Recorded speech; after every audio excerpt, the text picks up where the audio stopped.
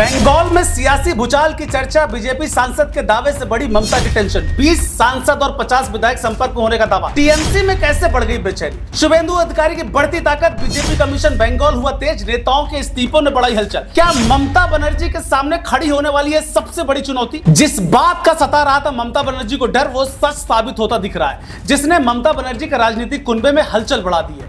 क्योंकि बीजेपी सांसद सौमित्र खान ने जो दावा किया है, उसने बंगाल का सियासी तापमान चढ़ा दिया है। क्योंकि दावा है कि तृणमूल कांग्रेस के 20 सांसद और करीब 50 विधायक बीजेपी के संपर्क में है। दावा तो इतना बड़ा है कि इसकी गूंज अब कोलकाता से लेकर दिल्ली तक सुनाई दे रही है। राजनीतिक गलियारों में चर्चा शुरू हो गई कि क्या बंगाल में फिर कोई बड़ा सियासी उलटफेर होने वाला है। क्या ममता बनर्जी की पार्टी के भीतर असंतोष बढ़ रहा है या फिर यह सिर्फ राजनीतिक दबाव बनाने की रणनीति है। लेकिन इतना जरूर है कि इस दावे ने बंगाल की राजनीति को फिर से गरमा दिया है। आखिर क्या सच है, क्या कुछ बड़ा होने जा रहा है? चलिए इस वीडियो में सब कुछ पूरे डिटेल के साथ समझते हैं। नमस्कार, मैं हूं आपके साथ बबली। दरअसल बीजेपी सांसद सौमित्र खान ने सिर्फ 20 सांसद और 50 विधायकों की बात ही नहीं की, बल्कि ये भी दावा किया कि अगर शीर्ष नेतृत्व से संकेत मिल जाए तो कई बड़े चेहरे पार्टी बदल सकते हैं। दोस्तों, इसी बयान के बाद राजनीतिक बहस तेज हो गई, क्योंकि हाल ही के महीनों में बंगाल की राजनीति में कई ऐसे घटनाक्रम सामने आए जिनमें स्थानीय लेवल पर नेताओं की नाराजगी और इस्तीफे की खबरें चर्चाओं में रही है।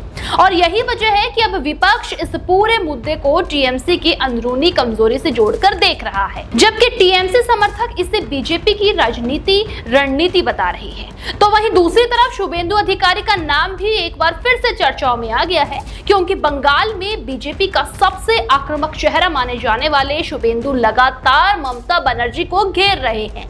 राजनीतिक विशेषज्ञों का मानना है कि जिस तरह कभी शुभेंदु अधिकारी खुद टीएमसी छोड़कर बीजेपी में आए थे और उसके बाद बंगाल की राजनीति में बड़ा बदलाव देखने को मिला था, उसी वजह से अब उनके हर बयान और हर राजनीतिक गतिविधियों पर खास नजर रखी जाती है।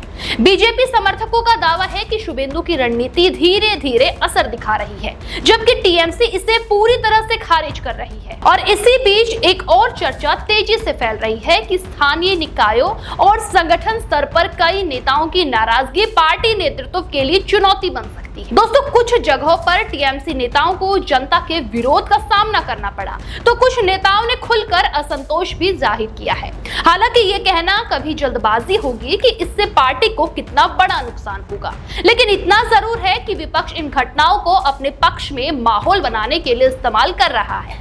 बीजेपी लगातार यह संदेश देने की कोशिश कर रही है कि बंगाल में राजनीतिक बदलाव की जमीन तैयार हो रही है, लेकिन दूसरी तरफ टीएमसी अभी भी बंगाल की सबसे मजबूत राजनीतिक ताकतों में गिनी जाती है। ममता बनर्जी का जनाधार और संगठनात्मक पकड़ अब भी मजबूत मानी जाती है।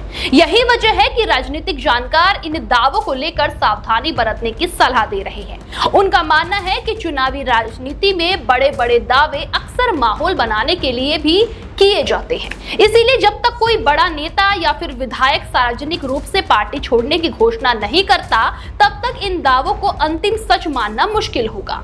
फिर भी इन बयानों ने टीएमसी पर दबाव जरूर बढ़ा दिया है। अब सवाल यही है कि क्या बीजेपी का दाव आने वाले दिनों में सच साबित होगा या फिर ये सिर्फ राजनीतिक संदेश देने की कोशिश है?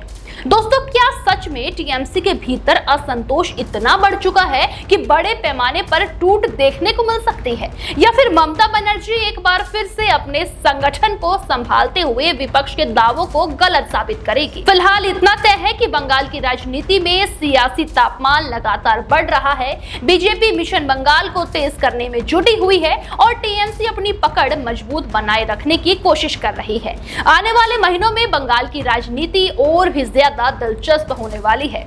आपका इस पर क्या कुछ कहना है, हमें कमेंट में जरूर बताएं।